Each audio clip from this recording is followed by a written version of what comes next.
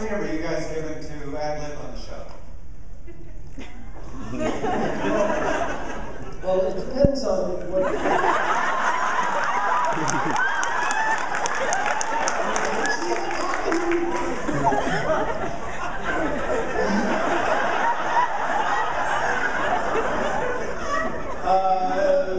It depends on what your definition of ad-lib is. What is the definition of ad-libbing?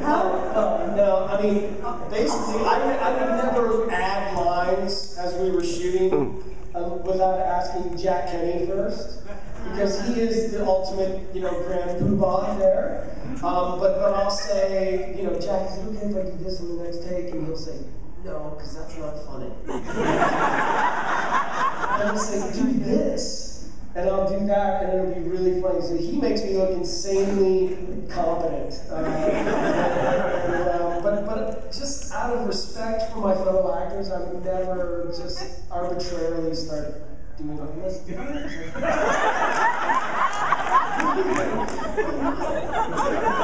that good? Natural actor. He's really good at that, though. I mean, he does. He's very respectful, and he always asks for us. Like, I remember when we were on Duke, there's a scene where he's coming out of the elevator in Las Vegas, and he's talking to Artie on the Farnsworth, and then he's doing a take, and then he signs off, but then he goes, Kirk out. And they started going, can we say that? Can you say that? Can you say that? I don't know. Can you say that? Call the White House. And it was like, but it was a cool moment because we didn't think of that. We were like, oh yeah, that makes sense. It's fun. And then this year, it was like when Aaron Ashmore, Steve Jenks was in there, and he's talking to Saul, and he says, Kirk out, and then the camera pans over to Jenks and goes, and Spock too. So brilliant. I mean, it was just such a cool... But it's a delicate thing about ad-libbing, because most actors don't do it very well. That's just a fact. And when they do it well, like this guy, then the other actors can get a little jealous. Do you understand? So I think that Kenny is very mindful of keeping it as much to the script as he possibly can. Because you're very fast on your feet, but... Thanks. Anyway. We have a question from somebody that hurt her knee. So, here's our question. This question's for Derek. Which comes first, the artifact or the story generally? We're very character-driven in story. It's like we'll sit in the room, we'll gather around, and we'll talk about what we want to see for the characters first, and what type of story that they're going to be in, and then what the appropriate artifact might be. I mean, there are times when we might come up with an idea like, oh, that'd be a cool artifact, and we'll table it. But until we know where Eddie, Micah, Saul, Artie, and Claudia, and now Jane and Steve, it's like we want to make sure that they work first, and then everything else comes second. I mean, that's this great thing. It's like, oh, so they don't all have some historical. They're not all based in historical truth. Well, there's always there's always some truth to it, or kernel of it. But no, I mean, it's like it really is about the characters making sure that they work first, because everything else is eye candy, and you can have flash and pan if you want, but if they don't work, then you don't care. So sorry about your knee. Look at the rave last night, and it's like, oh, I thought I tore my ACL at the rave last night. Stay off. Derek, I also wanted to know what your favorite episode of the series was, and what episode of yours that you've written should we look for coming up? Well, okay. Like I said, I think Duke is a personal favorite. Then last year, Ben and I we wrote one that it was for Ben and myself, because we're comic book writers as well. We actually wrote the Warehouse 13 comic book and haven't picked it up yet. It's out in store.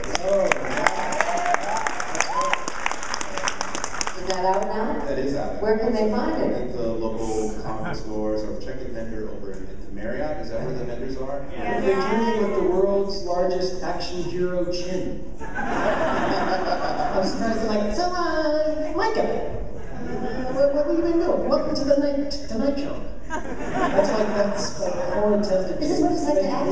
That's it. Hello. Yeah. I was curious, with Eureka being canceled, are we going to see any more crossovers, especially with them during this season or next season? Because I know we had one episode where there was a crossover with Eureka. I mean, look, Neil's great, as you know, Douglas Fargo, and we always have a lot of fun with him. And you know, Ian Stokes, one of our writers, wrote "Don't Hate the Player," and this year, and it's like Allison and Neil have great chemistry together, a lot of fun, and we wanted to bring other Eureka characters, and Sci-Fi wanted to bring other, and we expanding the Eureka and Warehouse 13 universe. And so I don't know, it's I would say anything's possible. We will be starting up season 4, which just got renewed.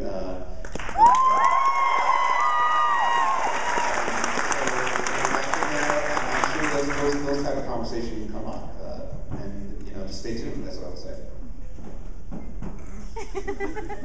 You're supposed to sit Why is there not more romance in Warehouse 13? Were you supposed to love Michael?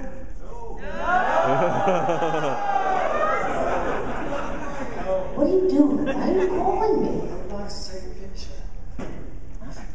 Eddie. You don't want romance among any of them. No, that's not it. Huh? No. Not these two, huh? No, because it would interfere with the flow. And now we're getting meta What are they doing? Do you have a question of any normalcy, sir? Speak. First, Eddie, keep up the buffoonery. We love it. Yeah. What's the deal with the beard? I saw the sign in your. Yes. The beard is not a choice. I'm working on a film in Quebec, up in Canada, called A Fish Story. And it's a straight up drama. People die, people cry. That's kind of been my one-liner. There's virtually no comedy in it at all. So it's basically a great opportunity for me to just explore that part of who I am, and because it's very hard for me not to not to be funny, because I use it to, I use my comedy to stay a little, invisible. And so for me to kind of expose myself as an actor in that way and play someone who has a troubled past and gets an opportunity for redemption should be good. I hope you guys like it when it comes out. I hope you guys see it. It's called A Fish Story. But I think this audience, which strikes me as being a very discerning audience, right? Of rare and intelligence.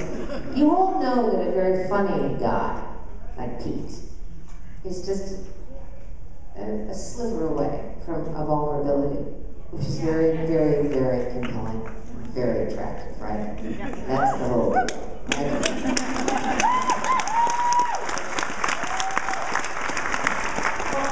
As Eddie just said, what he's working on right now. Ms. Mulgrew, what are you working on right now also? Well, She's on stage. my relationship with my son. I have a little series I do in Los Angeles. It's very serious. That's Becky, my assistant. You need to speak to the group. It's called NTSFSDSU. Did you know it? Very serious, right? Bringing on my legitimacy as a great dramatic actress, is it not? I put that eye patch on. I'm the head of that terrorist strike force, right? I am determined to keep San Diego a second-rate city, and I am obsessed with sex. It's a beautiful, beautiful, profound series, and it has been picked up for another season.